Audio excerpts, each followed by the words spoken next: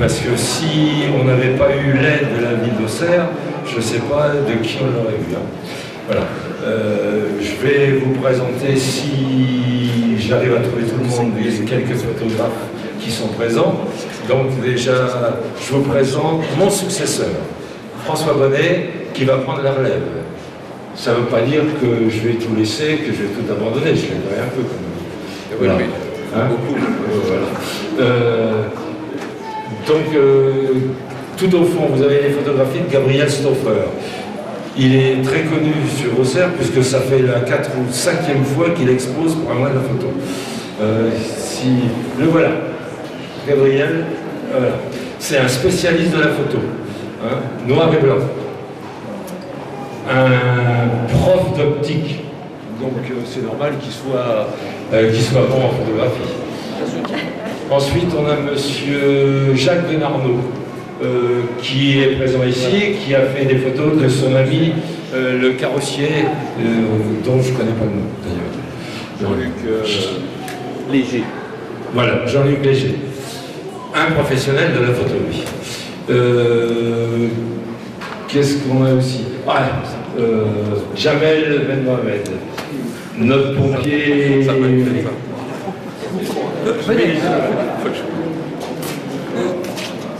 Lui aussi, c'est un spécialiste de la photo, mais de la photo, je pense même qu'il doit mettre le feu pour prendre des photos.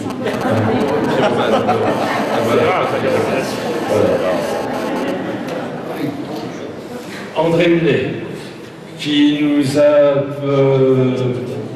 prêté des photos de Maillotte sur les charbonniers. C'est un spécialiste de l'Afrique et puis il est très engagé sur le plan humanitaire. Comment s'appelle ton association? Graines d'espoir. Graines d'espoir, voilà. Qu'est-ce qu'on a là-bas? Jérôme Cabanel, qui est un photographe marseillais, il a déjà exposé ici sur les supporters de Marseille, quelque chose de très humoristique. L'année dernière, il y a 2 ans plutôt, il nous avait fait des photographies du port de Marseille, la nuit, et là, il nous a envoyé des photos, mais il n'est pas présent. Il n'a pas pu se déplacer. Vous avez aussi Olivier Sauret. Olivier Sauret, qui a déjà exposé plusieurs fois, et il présente une exposition sur une maison de retraite. C'est des photos qui sont assez dures, mais bon, c'est comme ça. Ça va peut-être nous concerner un jour. On a 3 photographes russes. 3 photographes russes. Alors, Miakishev, qui a fait un reportage sur commande sur un prêtre orthodoxe en Carélie, c'est une province de la Russie. Et puis une photographe russe qui a fait des photographies d'artistes de cirque, et un photographe russe aussi, un reporter qui a fait la Tchétchénie, c'est un professionnel aussi. Voilà. Je crois que j'ai fait à peu près le tour. Michel Dor. Michel Dor, je ne connais pas. Moi non plus. Voilà. Je le connais seulement par mail. Voilà. Et Philippe Martin. Philippe Martin. Joël Gèvre, qui est un professionnel qui habite Maligny. Michel Martin. Voilà. Michel Martin. Philippe Martin. Jean-Philippe Martin. Et puis, on a aussi Roland Berthe, qui est garde forestier, qui a fait une exposition à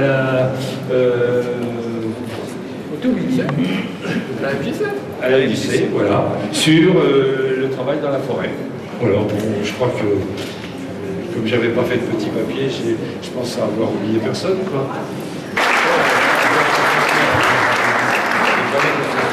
Bien, mesdames et messieurs, chers amis, pour ceux qui le veulent bien, bonsoir à vous toutes et à vous tous.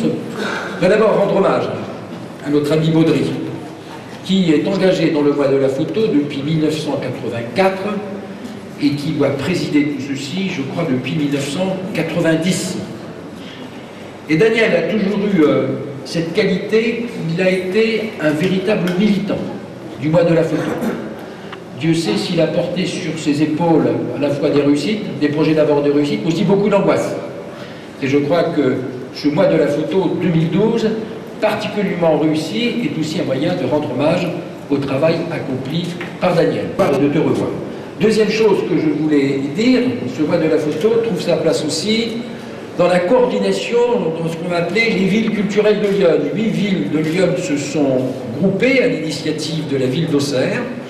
Cette coordination est à la fois une instance de réflexion, parce que la culture a besoin de beaucoup de réflexion, sinon elle finit par s'étioler, elle s'étiole trop souvent d'ailleurs, et c'est aussi un moyen de promouvoir des projets communs sur l'ensemble du département de Lyon. Et ce sera l'occasion sans doute de porter là aussi plus haut, plus loin et plus fort l'action culturelle qui, dans ce département, est particulièrement riche, à partir, mais pas seulement, de la ville d'Auxerre, loin de là. Troisième chose que je voudrais vous dire, c'est féliciter tous les artistes. Alors, vous allez me dire, c'est tout à fait normal de remercier des artistes lorsqu'ils participent à une exposition. Mais au-delà des remerciements de circonstances, d'abord de par la qualité, et je trouve que cette exposition très épurée, on évoquait tout à l'heure, on se croirait parfois dans une simple salle de presse où on punaise des photos avant de faire un choix. Je trouve que le style épuré donné cette année à l'intérieur de Saint-Germain correspond particulièrement au plus au thème que vous avez choisi. Et quatrième réflexion que je voudrais faire, ça concerne précisément le thème retenu, des métiers et des hommes.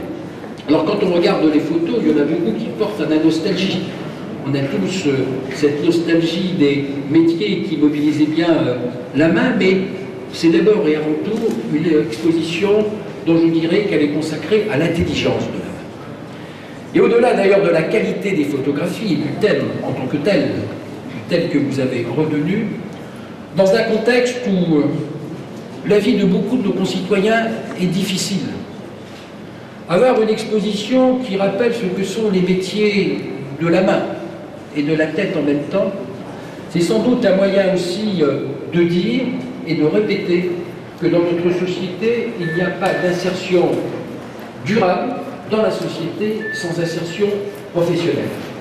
Et mettre en évidence à la fois des hommes et des métiers, la rencontre des hommes et des métiers, bien, je considère que cette exposition, loin de s'appuyer sur la seule nostalgie, est empreinte d'une très grande modernité. Elle est aussi un signal envoyé à celles et ceux qui aujourd'hui ne peuvent pas s'épanouir par le travail parce qu'ils manquent de travail. Et il est bon de rappeler que ce sont encore les hommes qui, par leur métier, façonnent leur destin. Voilà, mesdames et messieurs, je n'en dirai pas plus. Une très belle exposition. Merci à toi, Daniel. Bienvenue à M. Bonnet. Je commence à retenir son nom. Et puis, tout simplement, je vous invite, pour celles et ceux qui le souhaitent, à continuer la visite de l'exposition.